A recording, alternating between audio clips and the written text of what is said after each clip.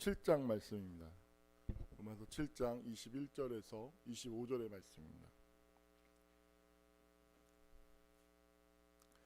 자리에서 일어나셔서 하나님을 경외하는 마음으로 한 절씩 교독함으로 하나님의 말씀을 한 마음 한 뜻으로 선포하겠습니다. 그러므로 내가 한 법을 깨달았노니 곧 선을 행하기 원하는 나에게 악이 함께 있는 것이로다.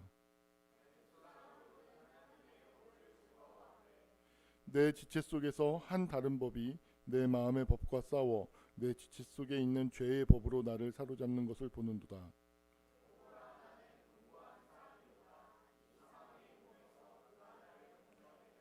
함께 선포합니다. 우리 주 예수 그리스도로 말미암아 하나님께 감사하리로다. 그런즉 내 자신이 마음으로는 하나님의 법을 육신으로는 죄의 법을 섬기노라. 이것은 하나님의 말씀입니다. 함께 찬양드리겠습니다.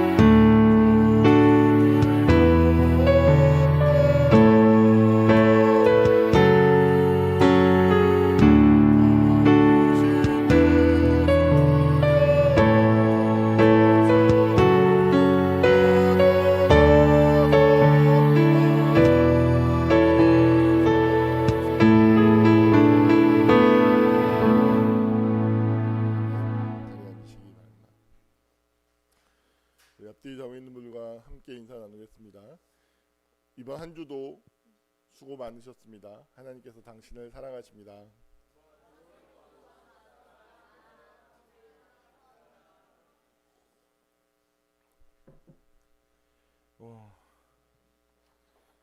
제가 안 하던 걸 한번 해보려고 텍스트를 했는데 절반만 했습니다. 이걸 갑자기 해야겠다 생각을 했던 이유가 사실은 제가 요새 설교가 좀 어려워지고 있잖아요. 설교가 좀 어려워지고 있어서 제가 좀 쓰면 그래도 이렇게 컨트롤할 수가 있으니까 썼다 지웠다 컨트롤할 수 있으니까 좀 설교를 쉽게 해야 된다라는 어떤 부담감이 있었는데 쓰다 보니까 역시 어려워지더라고요. 시간은 몰리는데 어려워져서 처음엔 시작은 쉽게 했으나 끝은 점점 어려워지는 방향으로 가서 아무튼 한 3분의 2 정도만 준비를 하고 본문에 들어가면서는 또 다르게 기존에 해왔던 방식대로 한번 설교를 해보겠습니다. 제가 아이 컨택을 안 하고 텍스트를 읽으면서 설교를 하더라도 낯선 새로운 어색하지 마시고 이런 밥도 있구나 하고 잘 드셔보시기 바랍니다. 이번 주 칼럼은 그래서 지난주 주중에 묵상 나눴던 것을 대체했습니다.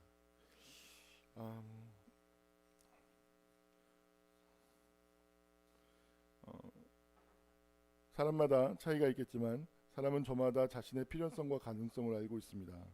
어쩌면 인간은 필연성과 가능성 사이를 살아가면서 필연성과 가능성의 이인매를 만지면서 살아가고 있을지도 모릅니다. 또 어려운 말을 시작했다는 여러분들의 속말이 제 마음에서 크게 말하기 시작했습니다. 제발 쉽게 말하세요 말이죠. 저는 어린 시절 성장하면서 어떤 결핍과 상실과 박탈 그리고 심신에 가해지는 지속적인 폭력에 노출되었습니다. 이런 환경에서 성장한 저는 필연적으로 불안이 크고 거친 사람이 되었습니다. 성장하면서 경험한 어린 시절은 원인이 되어 결과를 만들었습니다. 예를 들면 새로운 사람을 만나고 새로운 공부를 하는 경험을 할 때면 너무나 큰 불안과 두려움 때문에 자꾸만 일을 최대한 미루는 것이 습관이 되었습니다. 그런가 하면 저는 어머니와 적절한 좌절을 통해서 분리되는 경험을 하지 못하였습니다.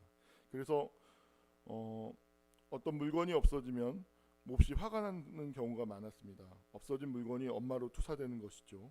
그래서 엄마에게 빨리 젖을 달라고 보채는 아이처럼 즉각적인 만족을 얻기 위해 빨리 물건을 찾고자 하는 것이었죠. 어쩌면 마음 깊은 곳에서 엄마를 부르면서 이렇게 외치고 있는 것 같습니다. 엄마, 내 물건 빨리 찾아줘요. 아니, 엄마가 내 물건이에요. 라고 말이죠.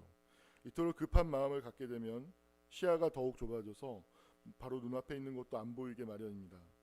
다른 예를 들면 공부를 하다 모르는 문제가 나오면 즉각적인 만족을 얻기 위해서 스스로의 힘으로 문제를 천천히 해결하지 못하고 즉시 답을 보았습니다. 이것은 이해하는 학습이 아니라 만족이 지연되는 상황을 견디지 못하고 자기에게 즉각적인 만족을 주는 것이죠. 심리적인 만족을 경험했으면서도 스스로는 공부를 했다라는 그런 자기 기만을 얼마나 많이 했는지 모릅니다. 이 역시 사랑과 신뢰로 가득한 엄마와 적절한 좌절을 통해서 분리되는 경험을 하지 못했던 까닭입니다. 그리고 이런 분리되는 경험을 통해서 하고 난 뒤에도 여전히 엄마가 나를 사랑하고 엄마를 신뢰하고 엄마는 나를 사랑하고 있다라는 그런 신뢰의 경험, 사랑의 경험의 부재로 인한 결과입니다. 엄마를 신뢰하고 사랑할 수 있을 때 아이들은 적절한 좌절을 받아들이고 만족이 지연되는 상황일지라도 인내하면서 지연된 만족을 경험합니다. 얘기가 길어지고 말았는데요. 이야기가 길어지면 얘기가 관역을 잃어버리고 방황을 하는 경우가 많죠. 낯설죠? 아, 그런가요? 아, 그렇군요. 천천히. 아, 네. 아, 어색해서 쑥스러워서 이렇게 이거 보다가 이렇게 보고 이렇게 왔다 갔다 하는 게 어색해서 창피해가지고 사실. 그렇습니다. 필연성을 이야기하다가 여기까지 왔습니다. 저에게 깨어있는 사람이란 얼마나 자기 존재의 필연성을 이해하면서 살아가는가 하는 것입니다. 정치, 사회, 문화, 역사, 언어, 심리, 생물, 종교적 차원에서의 자기 필연성을 이해한다는 것이죠. 인간에게 가장 강력한 필연성은 죽음입니다. 누구도 피할 수 없는 인간에 대한 완벽한 규정은 죽음을 향해 가는 존재자입니다. 사람은 이미 너무 충분하게 죽기에 알맞은 시간을 살아가고 있습니다. 죽음은 예측할 수 없는 것이면서 동시에 경험할 수 있는 가장 필연적인 경험입니다. 하지만 인간은 필연성을 마주하고 이해할 수 있는 유일한 존재자입니다. 인간은 필연성을 마주하고 이해함으로 비로소 가능성을 경험할 수 있고 가능성이 열리는 존재자입니다. 사람들은 자기 자신을 이해할 때 어떤 가능성을 가진 존재로 막연하게 이해하고 있습니다. 왜냐하면 자신에게 살아갈 시간이 남아있고 내일 어떤 일이 있을지 알지 못하기에 그런 생각을 하는 것이죠. 하지만 사람이 자기 필연성을 마주하고 이해하지 않는다면 많은 사람들은 과거를 반복하면서 그대로 살아갈 것입니다. 예를 들면 과거에 공부를 못하는 사람이 현재에도 미래에도 공부를 못하는 경우가 많습니다. 또한 과거에 가난했던 사람이 현재에도 미래에도 여전히 가난하게 살아가는 경우도 많습니다. 왜 그럴까요? 그건 자신과 자신의 삶을 성찰함으로 자기 필연성을 마주하고 이해하지 않기 때문에 그렇습니다. 사람은 반성하는 성찰을 통해서 자기 필연성을 만날 때에만 가능성을 경험할 수 있습니다. 자기 필연성을 다른 말로 하면 운명이라고 할 수 있지 않을까요? 놀랍게도 인간은 운명의 지배 당하느니 차라리 저항하며 자유를 쟁취하고자 하는 본성이 있습니다. 운명을 마주할 때 인간은 가능성이라는 미래를 향해 나아가는 자유를 경험합니다. 잘 전달이 되나요? 네. 가능성, 그러니까 지금 동물은 본능이라고 하는 것이 필연성 안에서 살아가는 삶인 것이죠. 그런데 그 필연성에 그 종속되고 필연성에 굴복되고 필연성 안에서 살아갈 수밖에 없는 이유는 그것을 마주하고 그것을 이해할 수 있는 능력이 없기 때문인 것이죠. 다시 말해서 자기를 성찰할 수 있는 능력, 반성할 수 있는 능력, 거리를 둘 수 있는 능력이 없는 것이에요. 그런데 바로 인간에게 있어서의 새로운 가능성이라고 하는 것은 그 사람이 자기의 필연성을 마주 볼 수 있는 능력, 그것을 이해할 수 있는 능력을 통해서만 비로소 새로운 가능성이 열리게 되는 것이죠. 그래서 매우 안타깝게도 자기를 성찰하지 않고 자기를 진실하게 반성하지 않고 하지 않게 되면 이 자기 필연성을 마주하는 것이라는 것이 결국엔 불가능하게 됩니다.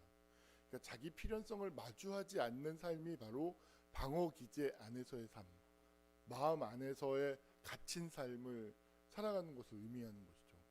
그래서 많은 사람들이 어린 시절을 그대로 반복하면서 살아가게 되는 것입니다. 자기는 자유를 누리고 있다고 생각하지만 실은 자유가 없는 것이죠. 그리고 그런 자유의 경험은 마치 어떤 취사 선택을 할 수 있는 자유를 이야기하지만 그 또한 넓은 의미에서 보면 이미 결정되어져 있는 것인 경우가 많습니다. 네, 어색하네요. 오늘 저녁에 윤태경 형제가 창업 기념 예배를 드립니다. 태경이가 자신의 연약함을 마주하지 않았으므로 그의 삶은 연약함이 만들어낸 필연성의 굴레에 갇히게 되었습니다. 물론 과거의 말입니다. 자신을 아무런 문제가 없다고 생각하였죠. 제가 몇 년 전 태경이에게 너의 인생 문제는 열등감에서 오는 것 같다고 했을 때가 생각납니다. 눈을 동그랗게 뜨고 목사라는 계급장을 떼고 한편 붙을 기세로 저에게 아니라고 어찌나 단호하게 말하던지요. 태경이가 성찰하면서 자기 인생의 필연성을 마주하며 이해하지 않는 모습을 보고 화도 났지만 한편으로는 매우 안타까웠던 기억이 새롭습니다. 태경이의 마음에 자신의 모든 죄와 허물을 덮는 하나님을 신뢰하는 마음, 하나님의 사랑을 신뢰하는 마음이 조금씩 자라나는 만큼, 정확히 그만큼 태경 형제는 자신의 연약한 필연성을 마주하면서 이해하기 시작하였습니다. 이러한 행위를 통해서 새로운 가능성이 열리기 시작하였죠. 예측 불가능한 타자성이 지배하는 가능성을 향해 마음을 과거라는 필연성의 반조경의 결과인 방어기제 안에서의 문장이 이러면 안 되죠. 안에서의 삶을 거부하는 자유를 향한 죄송합니다. 제가 이 사고를 이렇게 끊는 습관이 없어가지고 혼자서 사고하면 이렇게 끊지 않고 계속 말을 이어가는 습관이 있거든요. 저는 그래서 한 번은 내가 언제까지 말을 끊지 않고 문장을 만들 수 있나 해가지고 했더니 이거 한 2장 정도를 한 문장으로 만들 수 있더라고요. 진짜 대단한 능력자인 것 같아요. 그 못된 습관이 있어가지고. 그런데 아무튼 아직 부족한 것은 너무너무 많습니다. 하지만 첫걸음이 중요하고 첫걸음을 내딛는 행위를 통해서 이미 이전과 같을 수 없는 변곡점이 창발되었다고 믿음으로 선포합니다. 우리 모두 태경 형제 인생을 축복할 수 있었으면 좋겠습니다. 태경 옆에 있는 산 어찌 보면 살아있는 증인이 아직 갈 길은 너무너무 멀고 부족한 건 너무너무 많아요. 사실은 너무너무 많지만 우리 태경이가 자기 인생의 어떤 그 필연성 안에 갇혀 있었거든요. 근데 그것을 조금씩 마주하면서 나아가고 있어요. 그래서 사람마다 저마다의 속도가 있어요. 사실은 태경 형제가 나아가는 속도는 거의 군뱅이 수준이죠. 군뱅이가 더 와다.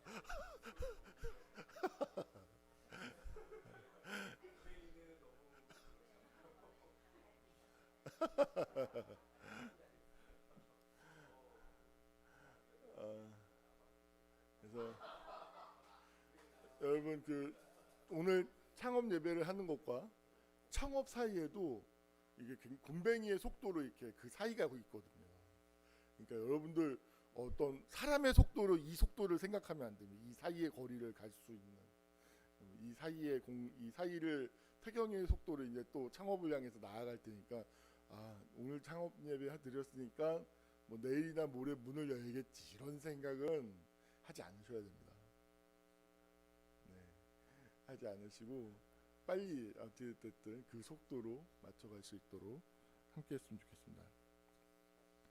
아무튼 흥할 가능성은 그러니까 자기 필연성을 왜 그러면 바라보지 못하느냐, 마주하지 못하느냐라고 했을 때 그건 그 안에 전제되어야 될 것은 신뢰와 사랑, 믿음과 사랑, 소망인 것이죠. 그러니까 믿음과 소망과 사랑의 경험을 하지 못했을 때 인간은 절대로 자기를 마주할 수 없습니다. 그게 왜 그런지는 저도 사도 바울이 어떤 율법을 지키려고 일생 동안 노력했지만 그럴 수 없었을 때 어떤 예수 그리스도를 만남으로 말미암아서 율법을 넘어서는 어떤 하나님의 만나는 경험들을 통해서 새로운 어떤 삶, 새로운 인류의 역사가 열린 것고, 또 종교 개혁을 통해서 마르틴 루터라는 사람을 통해서 이 마르틴 루터라는 사람도 또 역시 마찬가지로 사도 바울과 되게 비슷해요. 가혹한 아버지 밑에서 성장해서 어떤 율법으로의 요구, 그로 말미암은 엄청난 심리적인 두려움이 컸어요. 하나님을 영접하게 된 계기가 뭐였냐면 수도사가 되는 계기가 뭐였냐면 정말로 마른 하늘에 날벼락이 친 거예요. 길을 가다가 친구랑 가만히 길을 가고 있는데 정말 마른 하늘에 날벼락이 쳐가지고 정말로 말 그대로 옆에 같이 길을 가던 친구가 그 자리에서 죽어버려요. 정말로 그 자리에서 즉사하는 거죠. 그걸 지켜봤어요. 자기도 그 경험이 너무 엄청난 불안과 공포, 죽음 앞에 마주서서 같이 그 친구 시신 옆에 같이 엎드려 있으면서 하나님 앞에 서원을 해요. 내가 여기서 만약에 살아날 수 있다면, 저를 살려주신다면 제가 제 삶을 하나님께 드리겠습니다 해서 수도사가 되는 거죠. 그 죽음의 경험, 불안의 경험, 공포의 경험을 일생 동안 그걸 해결할 수가 없었어요.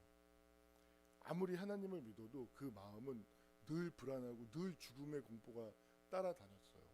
그러다가 그 로마서의 말씀, 오직 의인은 믿음으로 말미암아 산다라는 이 말씀을 영접하고 새롭게 존재의 경험을 하게 되는 것이죠.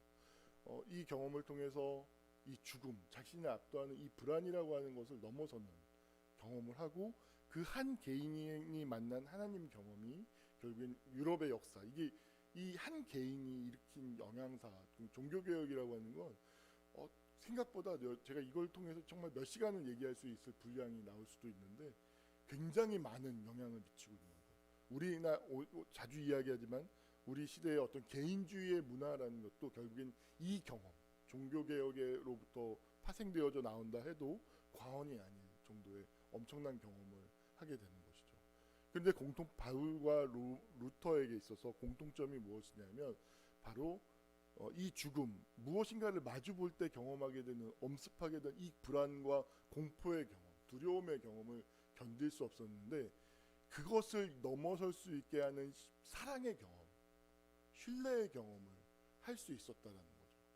그래서 이 신뢰와 사랑의 경험이 결국엔 자기를 성찰하고 자기를 마주 볼 수 있게 만들어주는 것이죠. 그래서 역설적이게도 이 하나님의 절대적인 사랑이라는 것을 영접했기 때문에 인간은, 제가 자주 얘기하지만, 개인이라고 하는 내적인 공간을 비로소 확보할 수 있게 되었어요. 인류의 역사 이전에는 자기 내면, 개인이라고 말할 수 있는 공간이 없어요. 예를 들어서 제가 유성 형제에게 지유성 물떠라고 얘기를 해요. 그러면 제가 계급적으로, 이게 목사라는 계급이 예를 들어서 종교 계급이에요. 그러면 평민이에요. 그러면 유성이에게 내가 물떠와 지금 얘기를 하면 이거는 침해가 되죠. 그죠? 왜 침해가 될까요? 오늘날의 개념으로 보면, 접근하면 침해예요. 왜냐하면 개인에게는 누구도 침범할 수 없는 공간, 내적인 공간, 신체의 공간을 가지고 있다라는 거예요. 침범당하지 않을 수 있는. 그게 사적인 소유라고 하는 개념으로 이어지는 거예요. 과거에는 이 과거에 예를 들어서 농노예요. 농노에 예를 들어서 딸이에요. 그러면 이 오늘날은 당연히 자기 신체에 대한 권리를 주장하죠. 아니에요. 그 신체에 대한 권리가 영주에게 있었어요. 개인이라고 하는 공간이 없어요. 개인이라고 하는 공간.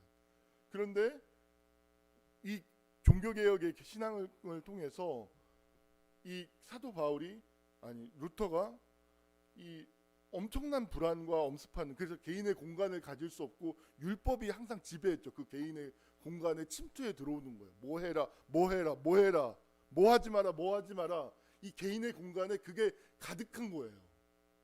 그러다가 하나님의 은혜, 사랑을 경험하게 되면서 비로소 어떤 율법도 침범할 수 없는 자유, 어떤 개인의 공간을 비로소 확보해 주는 경험이 되었던 거예요. 그래서 무슨 왜 그러세요? 저한테 왜 그러세요? 라고 얘기할 수 있는 권리를 개인이, 누구도 침범할 수 없는, 그것이 농노이든지 영주이든지 왕이든지 누구라 할지라도 저마다의 사람에게는 누구도 침범할 수 없는 그 개인이라고 하는 그 공간을 갖는다라는 것을 비로소 인류의 역사 속에서 그 개인이 탄생할 수 있는 그 근간이 되는 그것이 바로 이 종교 개혁을 통해서 얻게 되는 거예요. 이 확보된 공간을 통해서 이성이 이제 출현해서 이 신앙보다는 이성이 우위되게 되는 사건이 바로 데카르트가 돼가지고 서양의 역사가 오늘날에 이렇게 오게 되는 것입니다. 잘 전달이 됐나요? 네. 그래서 네. 계속 읽어보겠습니다.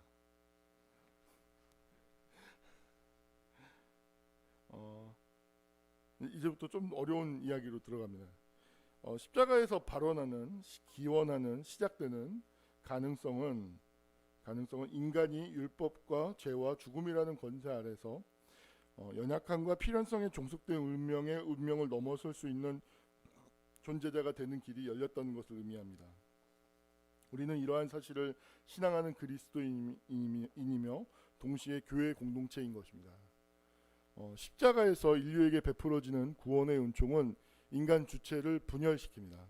잘 이해하셔야 됩니다. 의인과 죄인으로 말입니다. 인간 주체가 의인과 죄인으로 분열되는 것이 왜 은총일까요? 율법과 운명은 고정화, 획일성, 동일성, 선형적 일관성을 요구하는 가학적인 초자의 힘이라고 얘기할 수 있습니다. 예를 들면 공부를 못하는 사람이 공부를 잘하기 위해서 노력하는 과정에서 실수와 실패를 반복하게 마련입니다. 하지만 율법과 운명의 장 안에서 그런 실수와 실패는 공부를 잘하는 사람이 되는데 용납할 수 없는, 배제할 수밖에 없는 연약함이 되는 것입니다. 하지만 공부를 잘하는 사람과 못하는 사람이 동시적으로 존재할 수 있다고 생각할 때에만 인간은 자기의 연약한 필연성을 마주하며 이해하는 힘으로 또 자기의 가능성을 향해서 나아갈 수 있습니다. 결국 가능성이란 긍정과 부정의 분열과 동시적 공존을 의미합니다. 어렵죠? 이 말은 어떤 말이냐면 우리의 실존이 그렇다는 것입니다. 여러분, 어떤 사람이 변해가요. 예를 들어서 제가 무릎을 지지하는 근육이 약해가지고 놀랍게도 그때 야외 예배 드렸을 때 무릎을 다쳤는데 이번 달에 좀 나았어요. 굉장히 오래 걸렸죠. 나았어요. 주제를 알고 축구 안 하려고 했는데 축구 같은 거 내 무릎이 얼마나 약한가를 분명히 알게 되어서, 그러니까 어떤 사람이 변화하는 경험이라고 하는 건 이미와 아직의 공존이라는 것이죠. 쉽게 제가 늘 얘기하는 잡스러운 상태인 것입니다.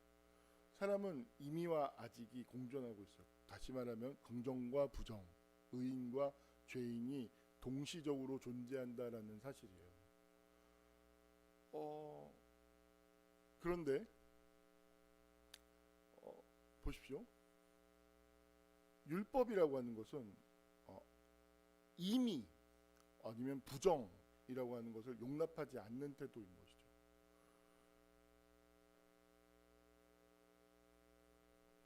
어떤 사람도 일생 죽을 때까지 의인과 죄인이라고 하는 이 분열된 두 정체성의 동시성으로부터 자유로울 수 있는 사람은 누구도 없습니다.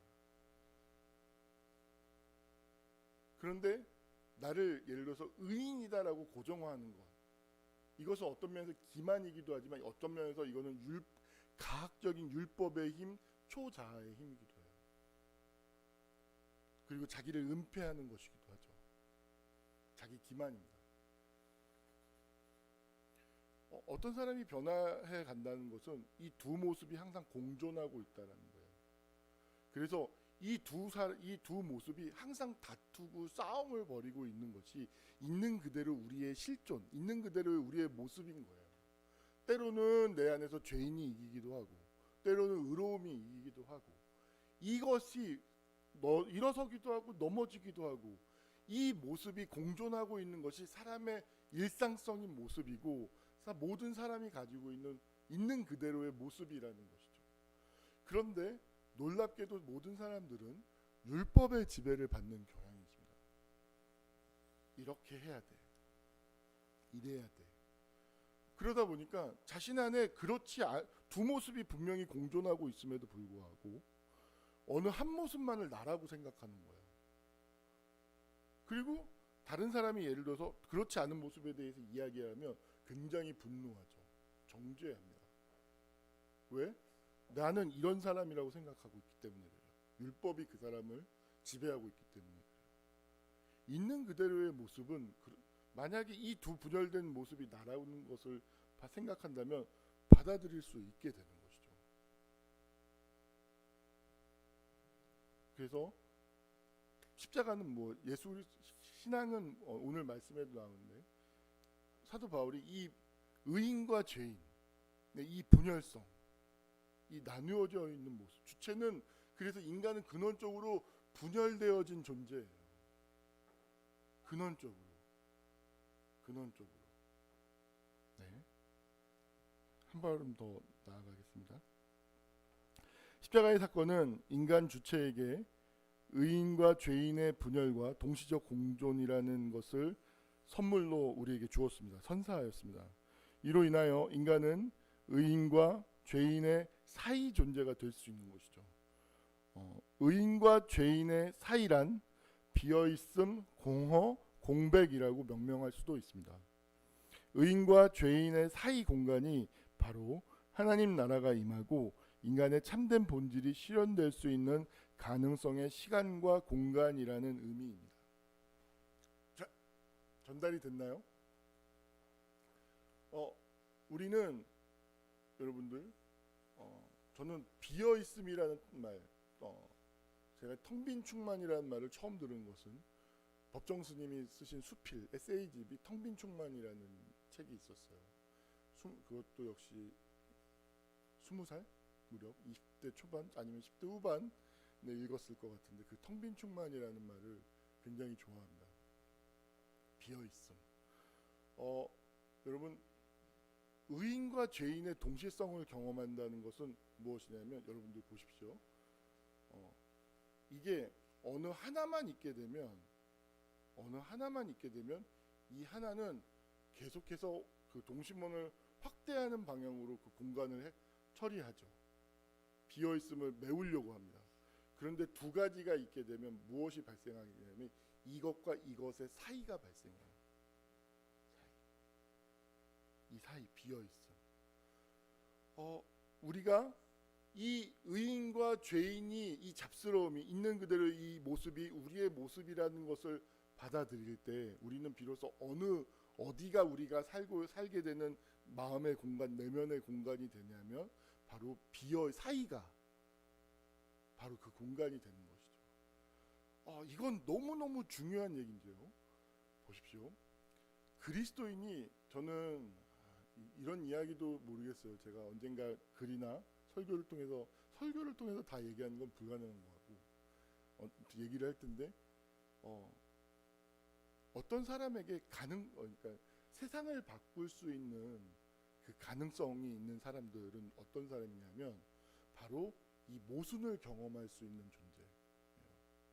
저는 우리나라가 지금 굉장한 위기에 빠져 있지만 순식간에 나라가 작다 보니까 지도자 하나 바뀌었다고 국가 시스템이 3개월, 4개월 만에 붕괴할 수 있다는 게 정말 놀라운 것 같아요.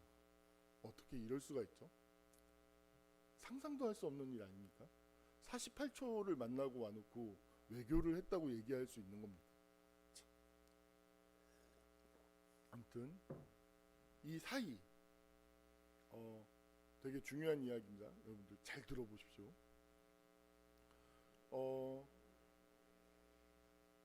우리나라가 어떤 세계 속에서 K-팝 그리고 우리나라의 어떤 영화 그리고 과거에는 예를 들어 K-방역 우리나라의 드라마 어떤 우리나라 그 드라마나 음악이라든지 어떤 영화가 어필이 된다는 건 무엇을 의미하냐면 그 속에 있는 대사와 그들이 펼쳐내는 그 캐릭터 표출되는 그 감정이 그 사람들에게 어필이 된다, 그러니까 수용된다는 거예요.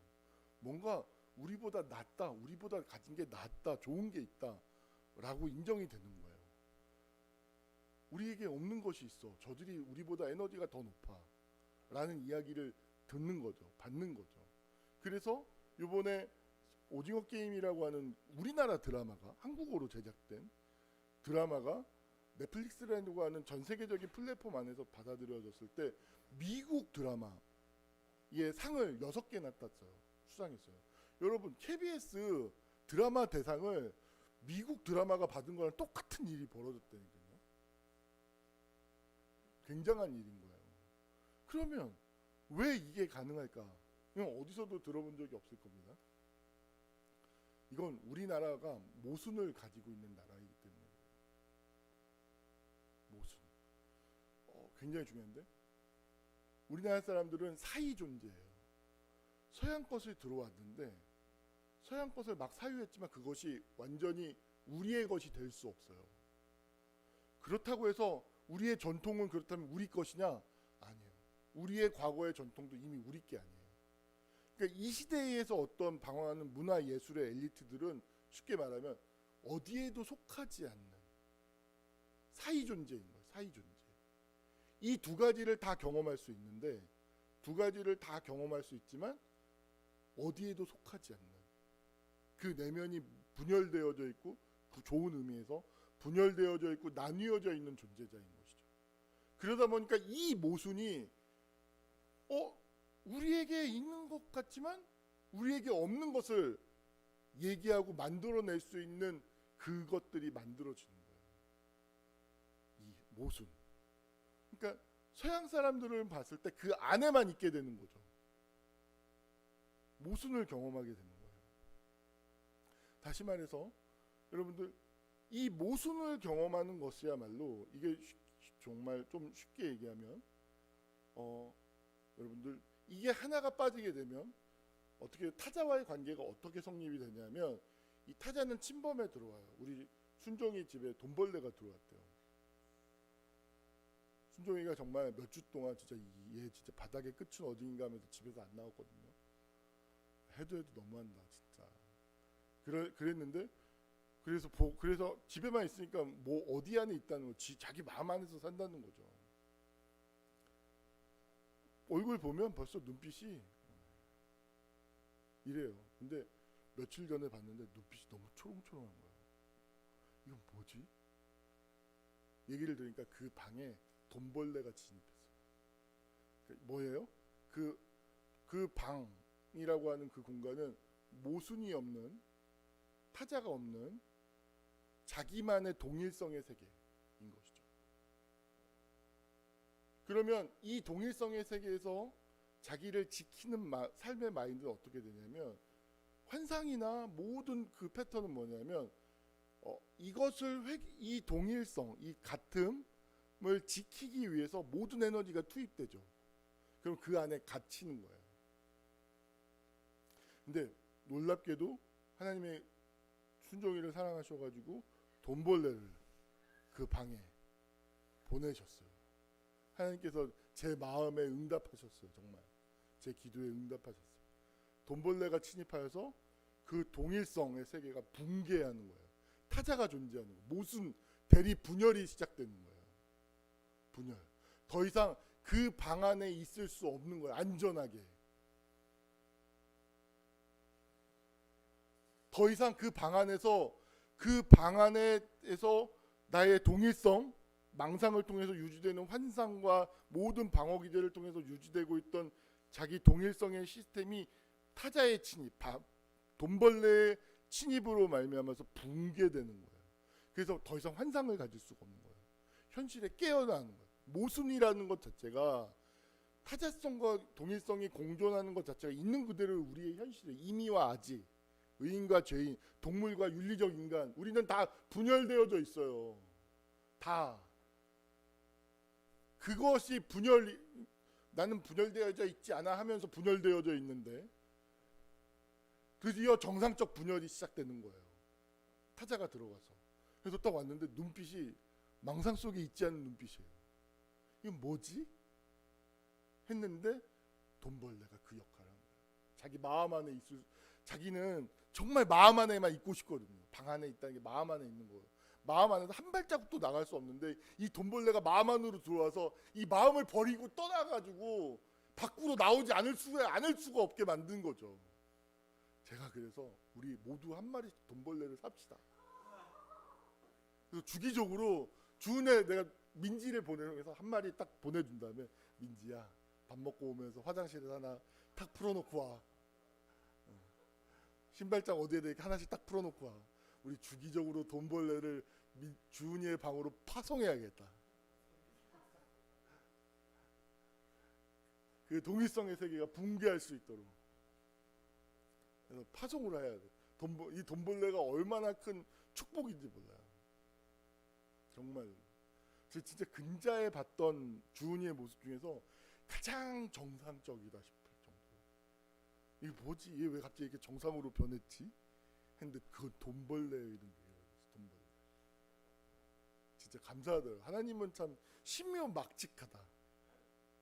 하나님의 일하심이라고 하는 것이 정말 신묘막직하다. 돈벌레를 통해서도 저 작은 벌레 하나를 통해서도 주인이를 사랑하사 저 마음 안에서 끄집어내시는 이 하나님의 은혜, 은총 참 놀랍다라는 생각을 하지 않을 수가 없었어요.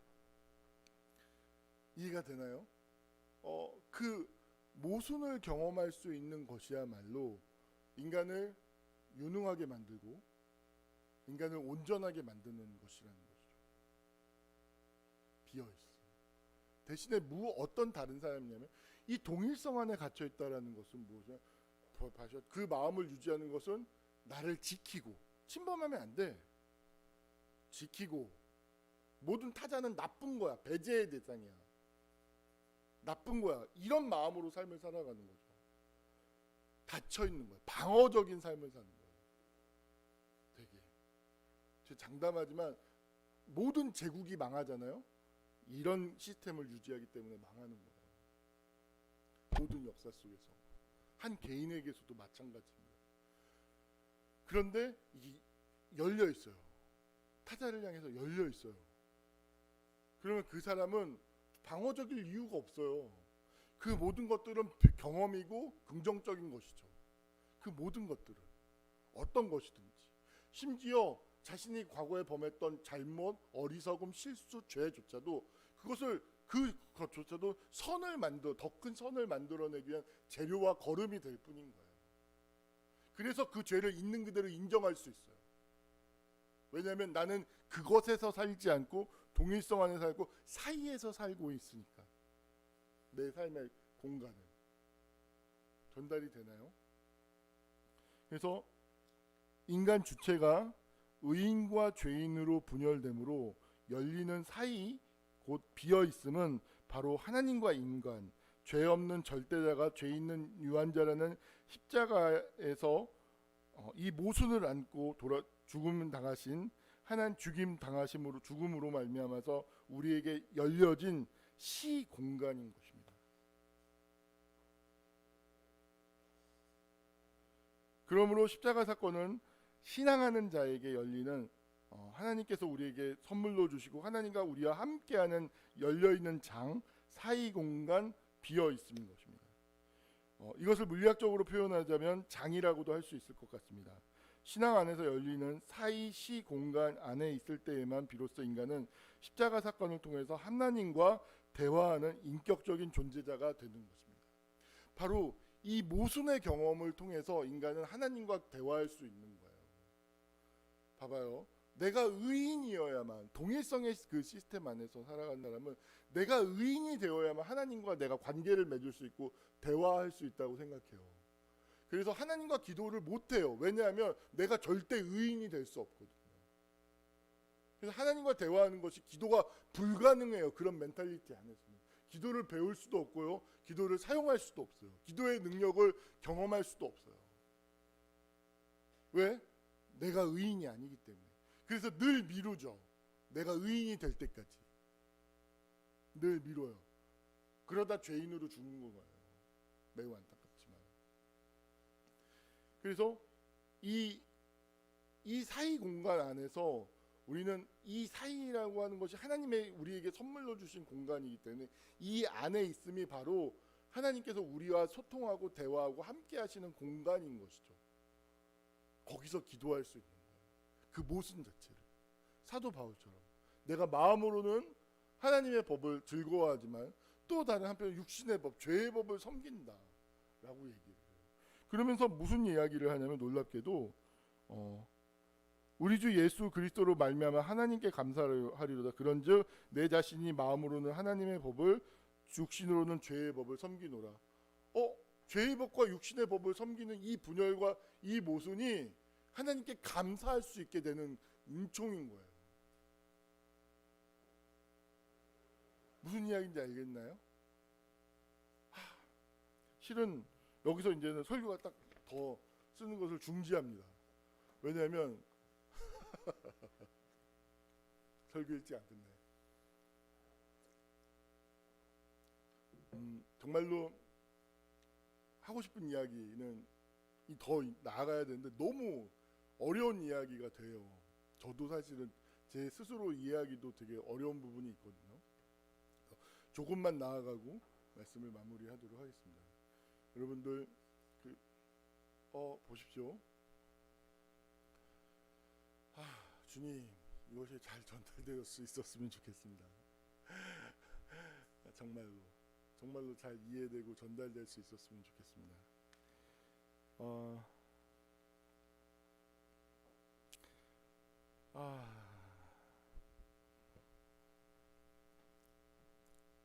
믿어야죠.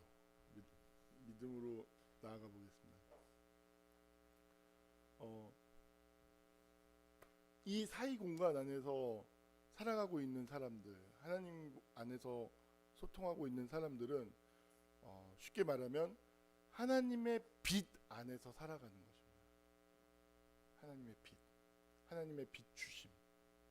이것을 성령의 조명이라고 이야기를 합니다. 전통적인 교리 안에서는 하나님의 비추심. 자, 보십시오. 이 하나님의 비추심, 빛 가운데 나온다는 것이 바로 이런 은유인데요. 이 비추심 때문에 우리가 의인과 죄인을 동시적으로 볼 수 있고 경험할 수 있습니다. 그러니까 이 비추심이라고 하는 것은 나를 통해서 일어나지만 동시에 그것은 내가 원인이 되지는 않지만 나를 통해서 일어나기 때문에 이 경험, 이 비추어지는 경험은 인간을 새로운 존재로 만듭니다. 그러니까 예를 들어서 자기 관계가 변하는 것이죠. 자, 보십시오. 우리는 자기 관계를 맺을 때 통제하려고 하는 관계. 통제하려고 하는 관계가 뭐냐면 이 자기 동일성을 지키려고 하는 경험이죠. 배제하고 같은 건 끌어들이고 하는 이것을 통해서 자기를 지키려고 이렇게 힘을 써요. 다 그렇습니다. 근데 이것이 심리 발달적으로 얘기하면 바로 엄마 안에서 살아가는 그 마음의 시스템이죠. 좋으면 삼키고 쓰면 뱉고 싫어 좋아 하는 그 엄마 안에서 살아가는 삶인 거예요. 자, 그런데 이 마음 안에서 살아가는 어떤 그 닫힌 마음, 동일성 안에 사는 삶이, 자 보십시오. 이 주된 기능이 뭐냐면 비추는 거예요. 이 비추는 것을 통해서 자기를 새롭게 경험하는 거죠. 예를 들면은 제가 과거에는 제가 사실은 얼마 전에 우리 지원 형제가 목사님 얼굴이 왜 이렇게 힘들어 보이세요라고 얘기를 해요.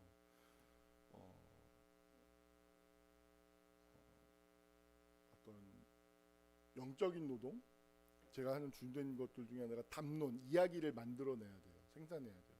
그래서 책을 많이 보고 공부를 많이 해야 돼요. 그리고 이야기를 생산하는 것을 통해서 여러분들에게 하는 이야기들을 통해서 여러분들이 세상을 볼 수 있고 자기를 볼 수 있도록 해 주어야 돼요.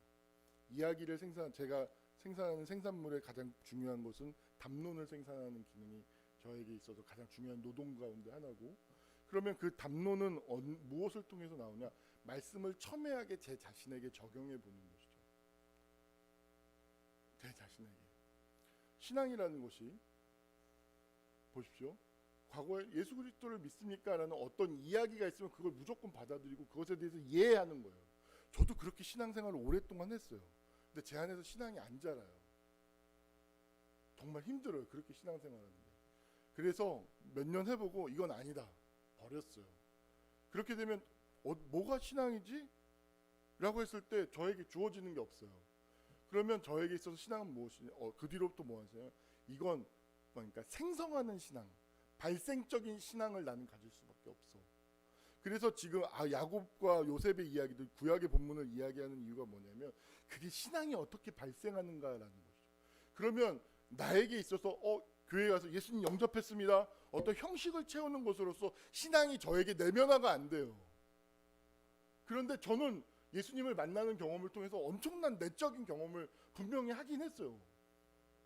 근데 그게 조화를 안 이뤄요. 언밸런스한 거죠. 그러면 어떻게 이 신앙이 내적으로 나를 새롭게 하지? 사도행전에 일어났던 일들이, 바울에게 일어났던, 루터에게 일어났던 일들이 어떻게 그럼 나한테 일어날 수 있지?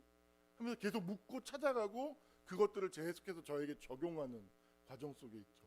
자기 필연성을 이해하기 위해서 책을 엄청나게 봐야 돼요. 제가 필연성의 지배를 받고 있기 때문에. 예를 들어서 왜 나는 초등학교 2학년 때 그 사건이, 왜 그 가정환경조사서 사건이 왜 그토록 나에게 상처를 주는가? 이건 마르크스를 읽어서 이 사건이 어떤 의미인지 알게 되죠.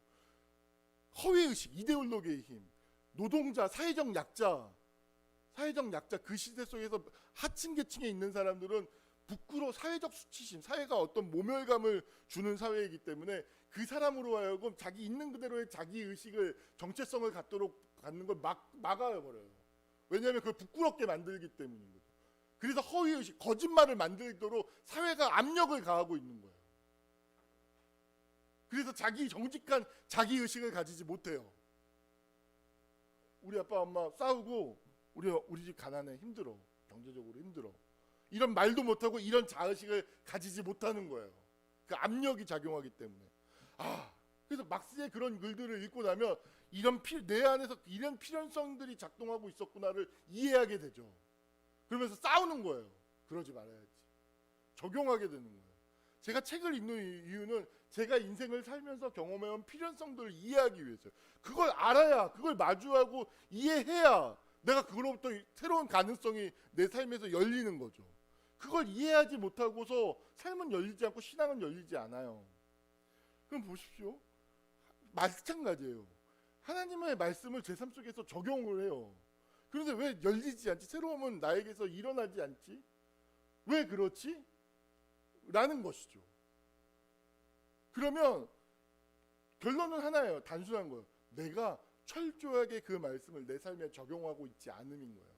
그러니까 기존의 방식은 내 삶에, 예를 들어 믿습니다 이런 식으로는 내 삶에, 내 내면에 신앙과 말씀이, 하나님의 은혜와 십자가의 사건이 적용이 되지 않고 미치지도 않는 거죠. 그래서 그것을 내 안에서 발생적으로 만들어내기 위해서 계속해서 자기 적용을 만들어가요. 그 의도적으로 불안과 두려움이라고 하는 감정을 의도적으로 찾아가죠. 자기를 해체시키고. 이것이 무엇이지? 끊임없이 경험을 해요. 그러면서 그 안에서 말씀을 적용하고 그 안에서 주시는 생성되어지는 신앙의 경험들이 있어요. 언어의 경험들이 있어요. 그것을 통해서 나누는 것이죠. 그래서 저도 신앙이 계속 자라가고 있고 신앙을 사실은 배워가고 있어요. 여러분들에게 정말 간곡히 한 가지 부탁하는 건 뭐냐면, 신앙은 자기 스스로가 삶 속에서 자기 성취할 필연성과 가능성을 여는 그 이해하는 활동을 통해서 자기 삶에 계속해서 적용해 나가지 않으면 신앙은 자기 안에서 생명처럼 생성하지 않아요.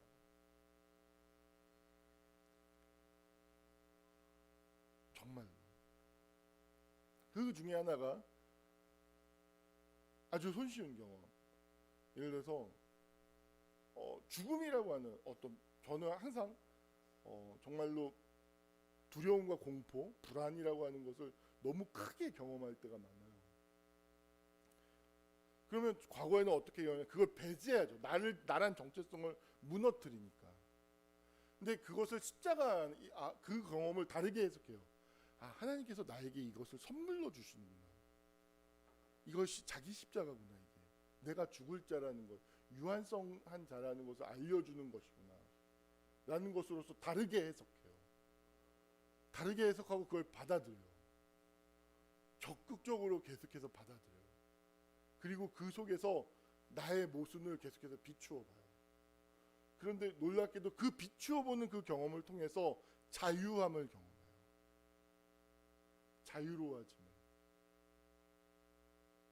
저는 정말로 저희 교회 안에서 우리 더 많이 얘기할 수는 없지만 하나의 도전 중에 하나가, 사도행전에 보면 어떤 신앙과 예수의 권세라는 것이 물질에 영향을 미치잖아요. 병든 자들이 낫고, 그죠? 저는 그런 역사가 정말로 제 삶 속에서, 그리고 우리 교회 공동체 안에서 그대로 실현될 수 있었으면 좋겠어요. 그런 면에서 우리 어떤 친구가, 많이 아픈 친구가 있는데, 이거 마음 안에 한편으로는 거대한 도전. 기도하고 싶고 이 물질을 바꾸는 역사. 믿음이 어떻게 물질을 바꾸고, 설령 바꾼다 없다는데 그것을 운명으로 받아들임으로 인해서 그것을 더 높은 차원의 인격의 고매함으로, 아름다움으로 승화시킬 수 있는 그런 길을 함께 열어가는 것으로서 도전이 되어서 그런 부분이 있어요. 말씀을 마무리를 할게요. 여러분들, 오늘 본문의 말씀에 나오는 것처럼 인간은 신앙 안에서만, 인간 십자가를 믿는 신앙 안에서만 인간은 의인과 죄인이라는 이 모순과 분열성을 그대로 수용할 수 있어요. 그리고 이것을 우리가 인간이 성장하는 과정에서 좋은 엄마 아빠를 경험했던 아이들은 이 동시성을 늘 경험하면서 살죠. 예를 들어서 어떤 연약한 모습인데 그 아이를 혼내요. 그럼 이 아이는 거짓말하는 자가 돼요. 반드시 나 이런 거 없어 라고 딱 잡아떼죠. 반드시 거짓말해요. 반드시 거짓말하는 줄도 모르고 거짓말해요. 그런데 그 하나님의 사랑이라고 하는 이 놀라운 은총을 경험하게 되면 그 동시성을 받아들일 수 있게 돼요. 동시성.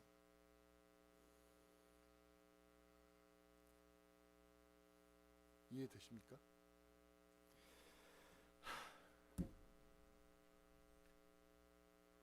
새로운 형태로, 새로운 방식으로 설교를 해봤는데 어떠신지요? 어려워. 낯설어.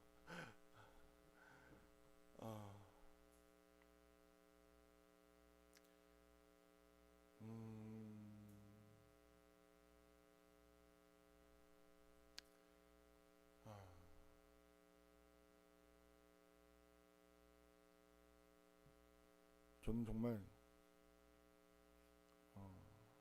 여러분들이 우리 교회에 다니는 여러분들이 가지고 있는 어떤 마음,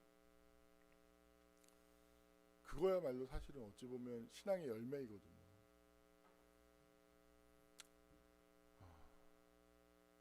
그것들을 자랑할 수 있는 그날이 왔으면 좋겠어요.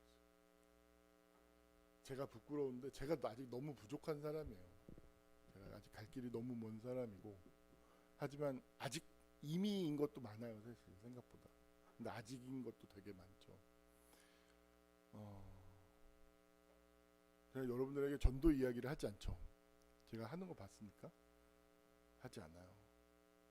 근데 언제쯤 되면 전도 얘기를 할 수 있겠다 하는데 저도 아직 그 기준에 못 하는데, 뭐냐면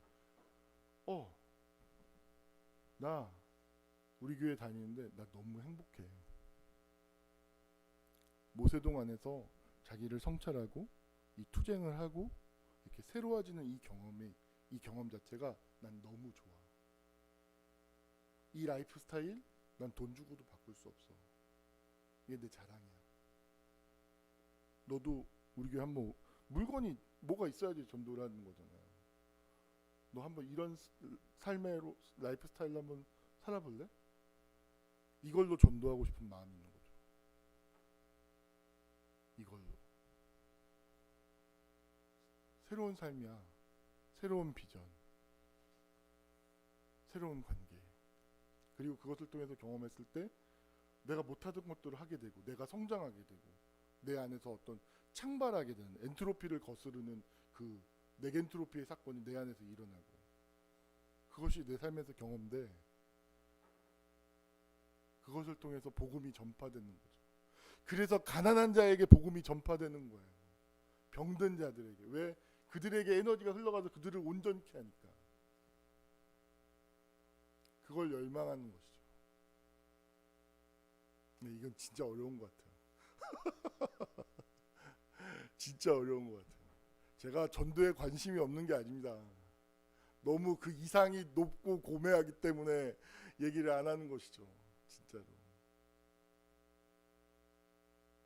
함께 새로운 삶을 향해서 나아갈 수 있었으면 좋겠습니다. 기도하겠습니다. 살아계신 아버지 하나님, 사람은 누구나 필연성과 가능성 안에서 살아갑니다. 그런데 그 자기 필연성을 마주하고 이해하지 못할 때 인간은 필연성의 노예, 필연성에 종속된 인과응보에 갇힌 폐쇄된 삶을 살아가게 되고 자기를 지키기 위해서 배제하고 자기 동일성을 유지하기 위해서 많은 힘과 능력을 쓰지만 결국엔 죽음이라고 하는 이 절대적 타자를 이길 수 없어서 삶이 붕괴되고 모든 것을 잃어버리는 형태로 삶을 마무리하게 됩니다. 주님, 우리가 정말로 왜 사는지, 나의 있음은 도대체 무엇이고 어떤 의미가 있는지 생각하고 정말로 나라고 하는 존재를 만들어가고 새롭게 하고 멋있게 하는 일에 정말로 하나님을 믿고 영접하고 하나님의 나라를 이 땅 가운데서 실현하는 일에 내 삶을 던질 수 있는 우리 모두가 될 수 있도록 주님 함께 하시고 축복하여 주시옵소서. 이 모든 것을 우리를 죄에서 구원하신 예수님의 이름 받들어 기도하옵나이다. 아멘.